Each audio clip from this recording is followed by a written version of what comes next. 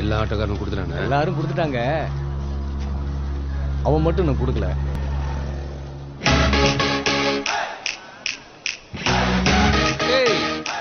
மாறி எப்படா ஆட்டோ ஓட்ட ஆரம்பிச்சான்? அவன் ஏன் கொடுக்கல? அவன் தான் யூனியன்லேயே சேர மாட்டேன்னு சொல்லிட்டானுங்க. அவன் சொன்னா நீ விட்டுருவியா? ஏய், காசை கொடு. ஒழுங்கா நீயே குத்துரு, இல்லை நாங்கள் எடுத்துக்க வேண்டியது இருக்கும்.